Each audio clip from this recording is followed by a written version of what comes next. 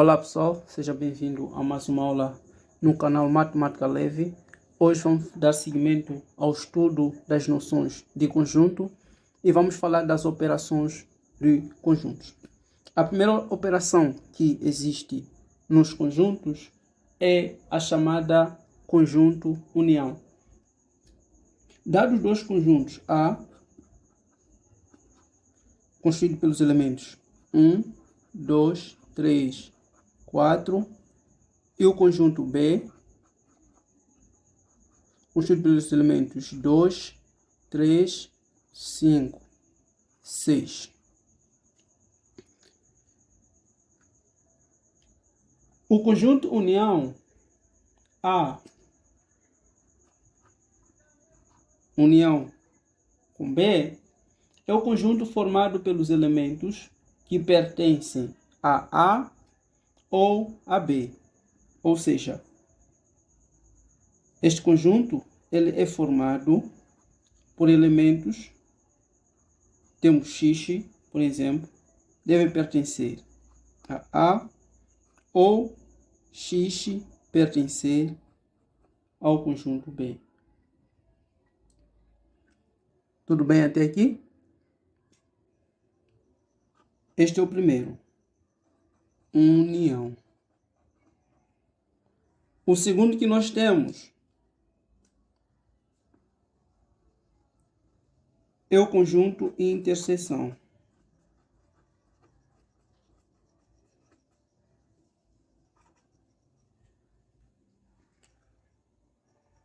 Dados os mesmos conjuntos A e B, o conjunto interseção A interseção B é formado pelos elementos que pertencem simultaneamente a A e B. Isto é, os elementos deste conjunto, eles devem pertencer ao conjunto A e também devem pertencer ao conjunto B. O conjunto união, utilizando esses dois conjuntos anteriormente dito, vamos ter que diz que é formado por elementos que pertencem a A ou pertencem a B. Elementos que pertencem a A, abrimos chaveta, temos 1, 2, 3, 4, e vamos verificar aqui para ver um elemento diferente daqueles que listamos. Tem 5 e também tem 6. Então, este é o conjunto união. O conjunto interseção, olhando pelos conjuntos anteriormente dados, nós teremos que o conjunto A, por exemplo, usando o diagrama de Venn, ele é caracterizado por esta parte de interseção. Esta parte aqui, nós vamos colocar os elementos que tem no conjunto A e também tem no conjunto B. Os elementos são 2 e 3. Os demais elementos, nós podemos alistar, por exemplo, no conjunto B tem 5, tem 6. No conjunto A temos o elemento 1 e também temos um elemento 4. Então, desta forma, também podemos representar dizendo que o conjunto A interseção B será dado pelos elementos 2 e pelo elemento 3. Está claro até aqui? Podemos avançar? Muito bem. Continuando com as operações de conjunto, a outra operação que eu trago aqui é a chamada diferença de conjuntos.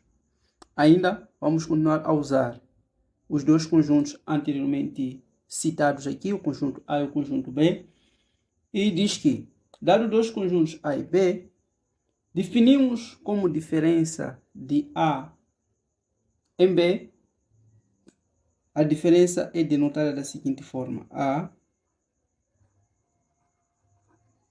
em relação a B, ou ainda podemos denotar da seguinte forma: A diferença de A em relação a B. Esta diferença é um conjunto formado pelos elementos de A que não pertencem a B. Ou seja, a diferença de A em relação a B, ele será dado pelos elementos, por exemplo, A tem que pertencer ao conjunto A, tal que A deve ser diferente do, ou seja, não pertence ao conjunto B. Por exemplo, pelos conjuntos acima citado, o conjunto A e B, nós podemos achar aqui a diferença entre A e B, e também podemos achar a diferença entre B em relação a. A diferença do conjunto A em relação ao conjunto B será dado se observarmos. Veja que o elemento 1 pertence ao conjunto A, não pertence ao conjunto B. O elemento 2 pertence ao conjunto A e também ao conjunto B, não pode. O elemento 3 pertence ao conjunto A e pertence ao conjunto B em simultâneo, também não pode. O elemento 4 pertence ao conjunto A e não pertence ao conjunto B. Assim, está definida o nosso conjunto diferença. Se nós quiséssemos fazer, por exemplo, a diferença do conjunto B em relação ao conjunto A, será dado pelos elementos. Observando, no conjunto B, temos o elemento 2 e também no conjunto A temos o elemento 3 no B, também temos no A. Temos o elemento 5 no B e não temos no A. Temos o elemento 6 que pertence ao conjunto B e não pertence ao conjunto A. E está feito o nosso conjunto diferença entre o conjunto B em relação ao conjunto A. Está tudo claro até aqui?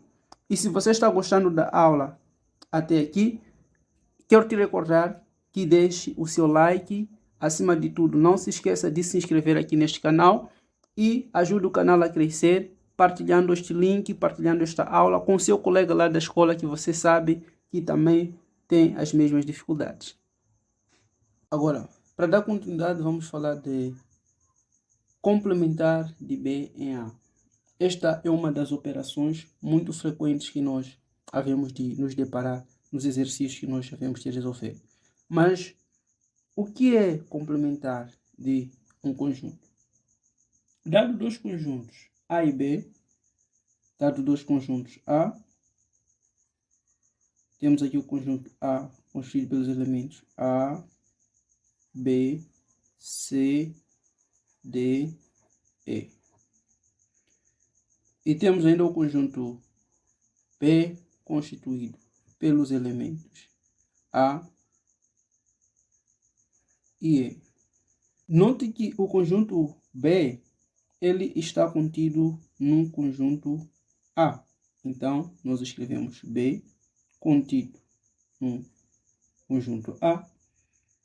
Chama-se complementar de B em relação a A, ou seja, conjunto dos elementos de A que não pertencem a B. Ou seja, a condição para a existência deste conjunto complementar de B em relação ao conjunto A, o X, que é o elemento, ele deve pertencer ao conjunto A e não pertence ao conjunto B. Nós podemos representar desta forma, ou ainda nós podemos usar este símbolo, ou ainda podemos usar este símbolo. Este símbolo só é definido para B só para B contido em A. Como achar o conjunto complementar de B em relação ao conjunto A? O conjunto complementar será dado pelos elementos que pertencem ao conjunto A e não pertencem ao conjunto B. Quais são esses elementos? Observando aqui os dois conjuntos, é notório que os únicos elementos que pertencem ao conjunto A e não pertencem ao conjunto B são B, C e D. Então, a gente vai escrever B, C e o conjunto D. Um caso específico de o conjunto A, mas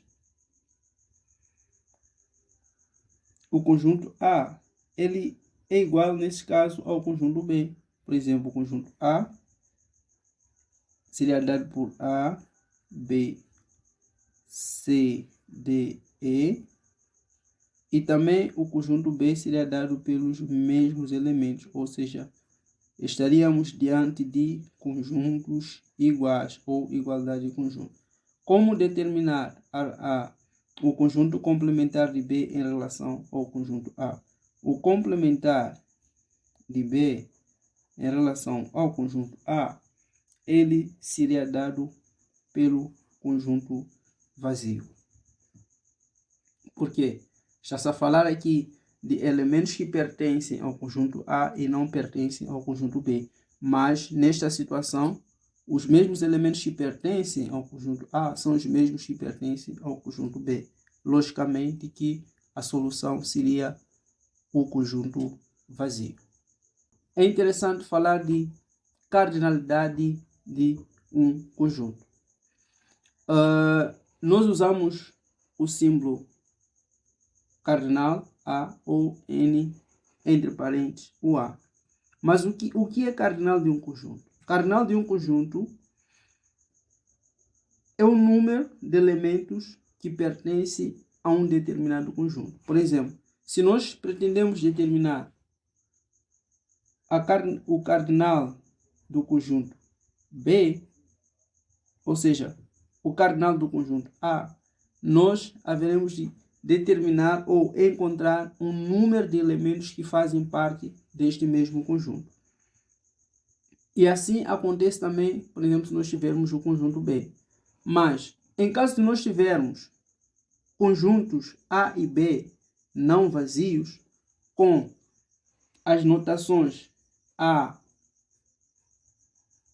reunião, conjunto B, e A, inter, conjunto B, então nós usamos esta fórmula, está bem? Em caso de sermos dados dois conjuntos diferentes com essas notações, nós usamos esta fórmula aqui dada. Então, façam um print desta fórmula, guardem esta fórmula, porque vai ser muito importante fazer o seu uso em algumas resoluções de problemas que vocês irão ser dados, seja na escola, seja numa prova. Então, lembre-se de usar esta fórmula como um truque. Ainda alinhado ao estudo das operações de conjunto, nós temos aqui algumas propriedades que são necessárias, que também são do nosso interesse. Este é um resumo em que estas propriedades elas podem ser aplicadas tanto na interseção de dois conjuntos, tanto na interseção de três conjuntos, tanto na reunião de dois conjuntos, na reunião de um e único conjunto, assim como na reunião de três conjuntos diferentes, A, B ou C. Então, temos aqui a primeira propriedade, que é a idempotência. Temos a propriedade comutativa. Temos a propriedade associativa. né? A propriedade comutativa é aquela que a ordem da operação não altera o resultado, né? Assim acontece na propriedade associativa, temos a propriedade distributiva, temos a existência do elemento neutro nas operações, e, por fim, temos aqui o elemento absorvente de uma determinada operação entre dois conjuntos. Uma última observação que eu trago aqui, que é para todos nós, é importante nós sabermos que, enquanto nós vamos nos deparando com as operações entre dois conjuntos, vamos achar aquilo que é chamado de conjuntos disjuntos. Só para você perceber, imagine que você tem aqui o conjunto A e você tem aqui o conjunto B. Aqui você tem A, B, C, aí tem E, F. Mas a lógica da interseção de dois conjuntos, ela é dada da seguinte forma. Certo? Onde temos aqui o conjunto A, temos aqui o conjunto B, onde nós vamos ter aqui um elemento em comum, que é o 2 neste caso, e aqui deste lado nós vamos ter o 1, o 3, tá bem? E aqui deste lado nós vamos ter, por exemplo, o 4, o 6, tá bem? Então, existe algo em comum. O que é que está em comum? O que está em comum entre esses dois conjuntos é o número 2. Para dizer que o conjunto A ele é formado pelos elementos 2, 4 e 6. E o conjunto B também. Ele é formado pelos elementos 1, 2 e 3. Tá bem? Mas em caso desta possibilidade, aqui nós estamos diante de conjuntos disjuntos. Por quê? Porque não tem elementos em comum. Tá bem? Então, é isso, pessoal. Esta é a aula. Apesar de ter ficado muito longa esta aula, mas é um resumo e nós vamos partir para a próxima aula, onde nós vamos trazer vários exercícios aqui que iremos fazer um resumo de tudo que nós vimos na primeira aula, na segunda aula e ainda nesta aula. Se você é novo por aqui, se inscreva aqui no canal. Não esqueça de deixar o seu like e de partilhar este conteúdo com seus colegas. E acima de tudo, se você ainda não assistiu à primeira aula e à segunda aula, então clica no cardzinho que está passando aí por cima e será direcionado diretamente para a primeira e a segunda aula. Prontos? Até mais.